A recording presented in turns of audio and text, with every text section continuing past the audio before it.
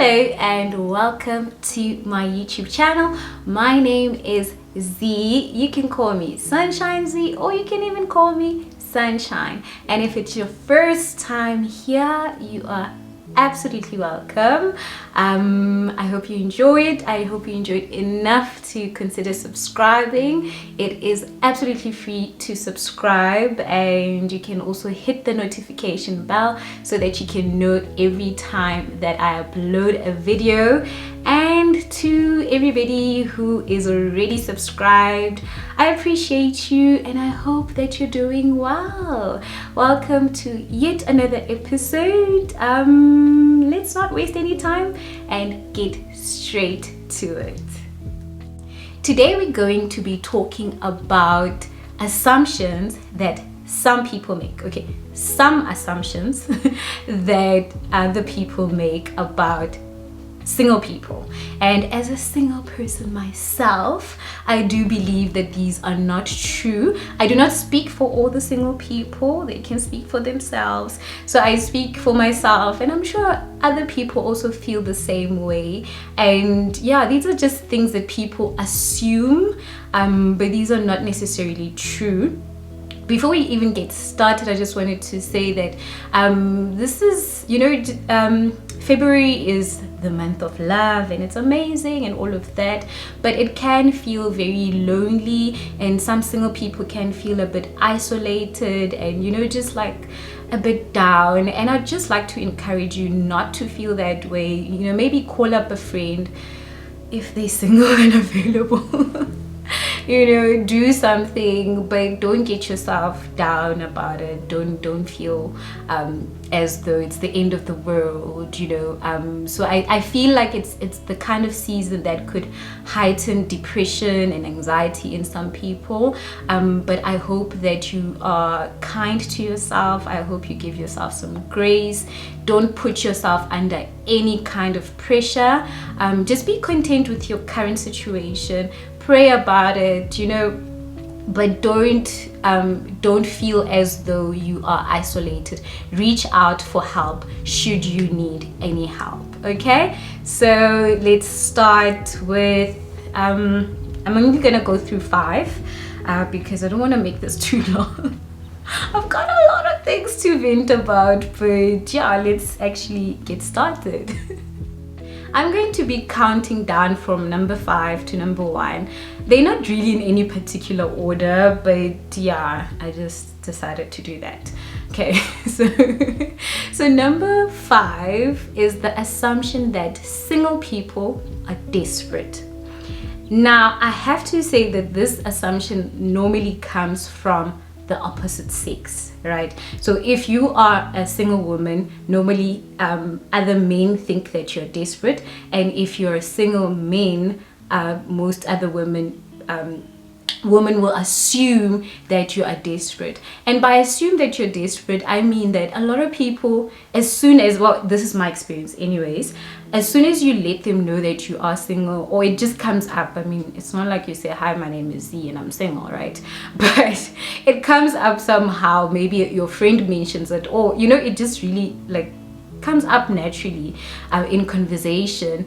I normally see how people will be like, oh, okay, and they're like, can I have your number? And if you say no, it's like, but you're single. You said you're single, right? And I just wanted to debunk that.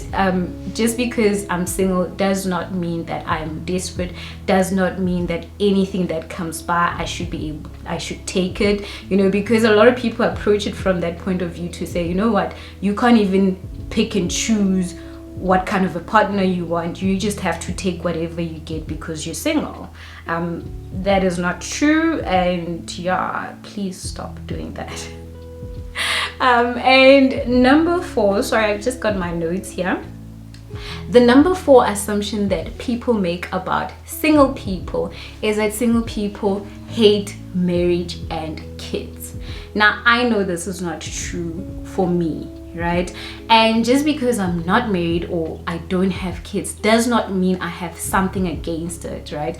I've seen how people sort of would be like, oh, because you're single, you don't know much about babies or you hate kids.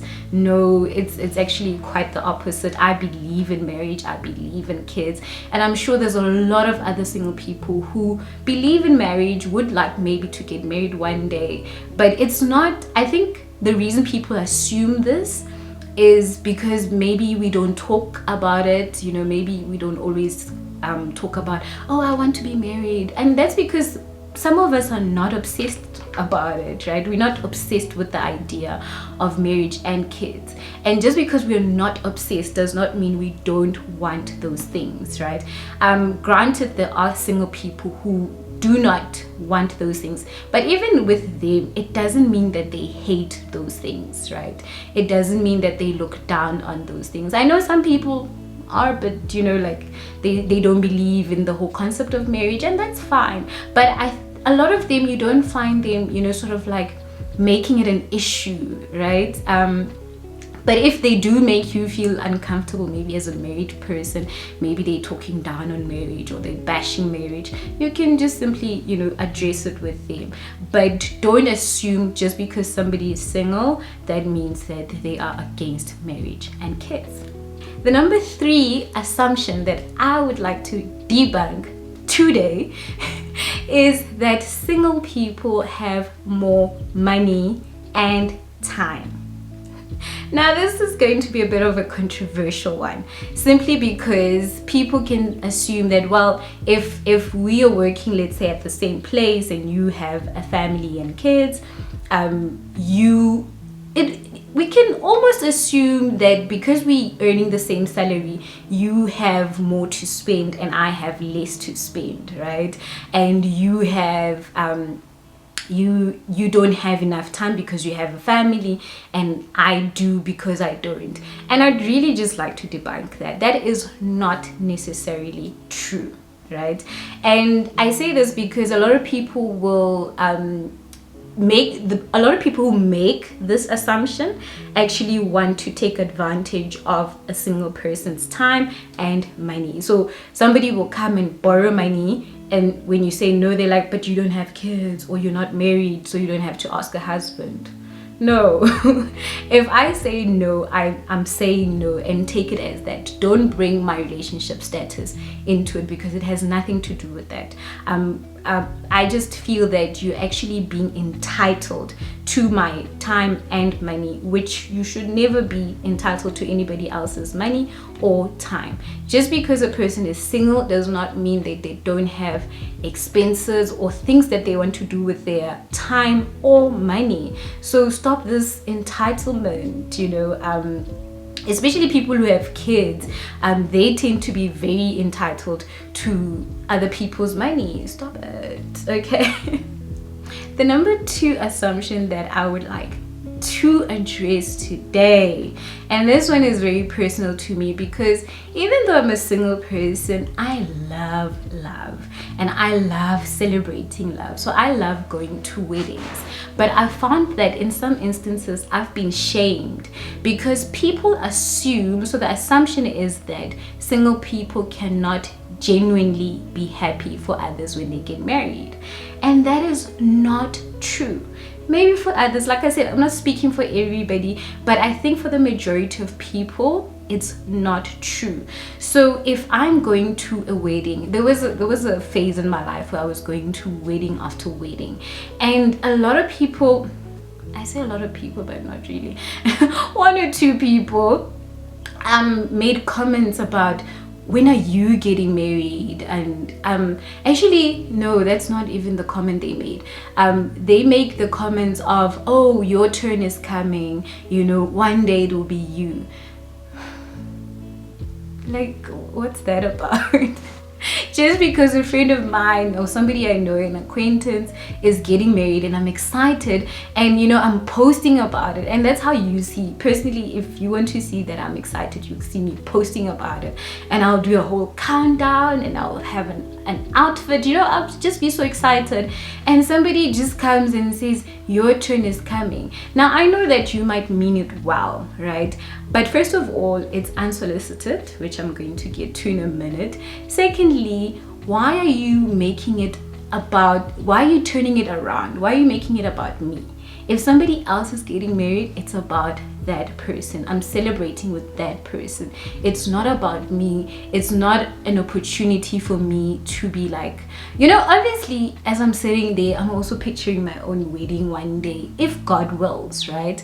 However, it's really not about that, So don't assume that just because I'm not married, I can't be genuinely and sincerely happy for somebody else who's married. Or don't make it seem as though, so say we are single friends, we're two single friends, and you're about to get married.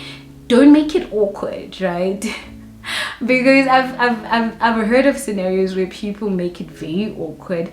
In fact, I've heard of how some people tell married people not to have single friends, which I feel like I don't get that. Maybe somebody can explain it to me, but I don't really quite understand it.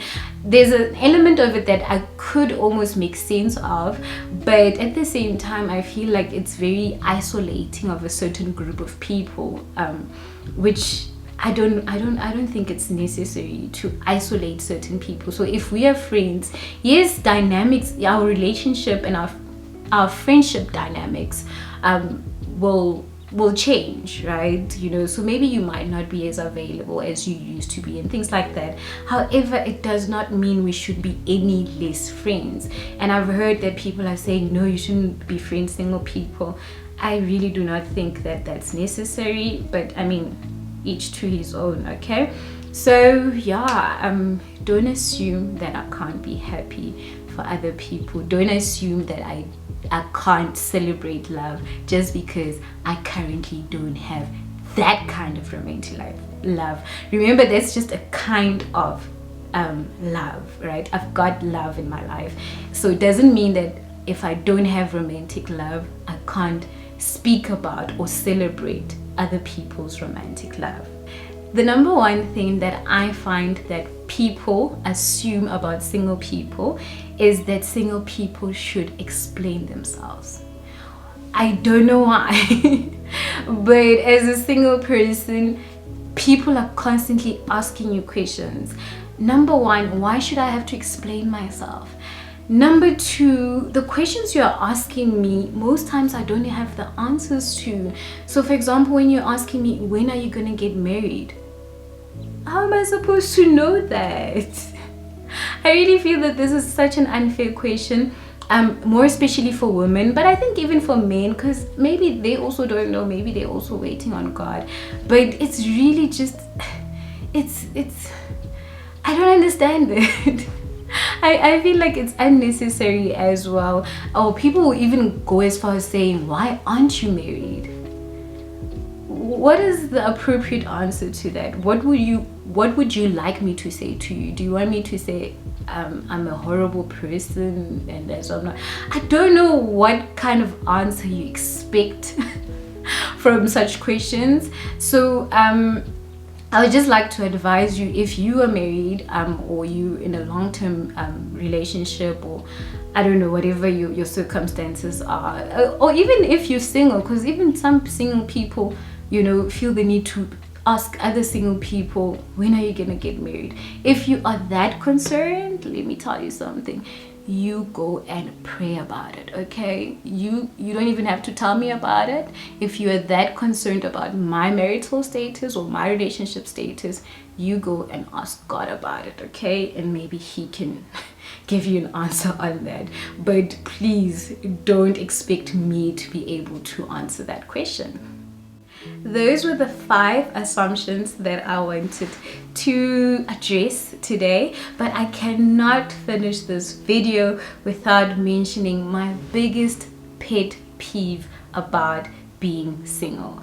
Like, yo, those who know me probably know this because I've probably vented to them about this at some point. And I don't know, to me, it's something that yeah, I don't even know how to describe it, but I really just do not like it when people do this.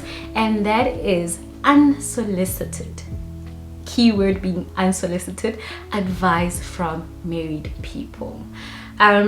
Just because you're married, I'm sorry to let you know about this, but just because you're married does not make you an expert at being single.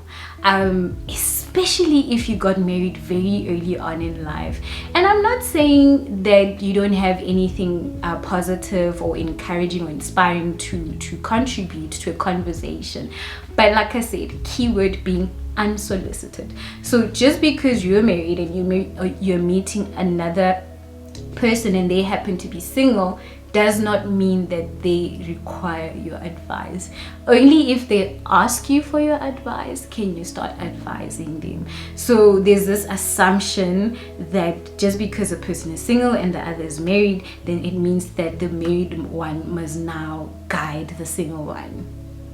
I don't get it. Some people have been married since they were 21 or 22, and that's fantastic. However, you can't be wanting to tell somebody who's been single like all of their adult life and this person is nearing 40 and you want to advise them about being single and about waiting and all of that. And probably you mean well. I mean, I'm quite certain you mean well. However, you have not walked in their shoes, you know, so just maneuver around that very carefully. And even if they do ask for your advice, just be conscious and aware of the fact that you might not necessarily understand what it's like to be in that person's shoes, you know. And I mean, I've attended maybe like church services or conferences where it was for single people and it would be a married couple, and it would be great, right? But like I'm saying, I would have gone there, it would have been something where I would like to learn about something. But don't just be, like I said, unsolicited, you know, unprovoked, you know, start giving me advice. You might mean well, but don't do it. Don't do it. And I think it comes from also that place of don't make it an issue if it's not an issue for the person. Personally, I find that a lot of people take issue with the fact that it's not an issue for me that I'm single. So I think, and I think that's a lot of projecting from the other parties. I don't know, but deal with whatever's going on with you before you start giving people advices left, right and center. Focus on you, stay in your lane type of thing. I don't mean to be mean, but I had to address this, okay? So I do hope that you enjoyed today's video. Let me know what you thought of it. Let me know what you thought about some of the points as a married person or even as a single person. What do you want to add, maybe? Because I know I didn't, you know, go through all of them. I just picked 5 that sort of resonate the most with me. But what are the things that you feel people do or say to you because you're single? And even if you're a married person, what have you learned? Have you learned something from this? Did this maybe make you think of a scenario and you might think, oh, you know what, I didn't know that, I wasn't aware of this, you know? Because I mean, everybody makes mistakes, and it's not that it was a mistake, but sometimes you don't know better, right? So you might want to maybe go back to that person, apologize if possible, or just going forward, you might want to treat single people, all lives matter. But you know, because I'm talking about single people, as I said earlier in the video, that some single people might feel lonely or isolated, and you might want to just maybe be a lot more kinder to them, include them a lot more in social settings, and you know, don't be the kind of people who's like, oh, married people only. Well, there's a time for that, but don't always do that. Include everybody, and yeah, I think I've said quite a mouthful. Thank you for watching until the very end of this video. I do hope you enjoyed it. Please give it a thumbs up if you did. Please don't forget to comment, like, subscribe, share, whatever it is that you do. I'd really appreciate it. Until next time, do take care. Love and light to you all.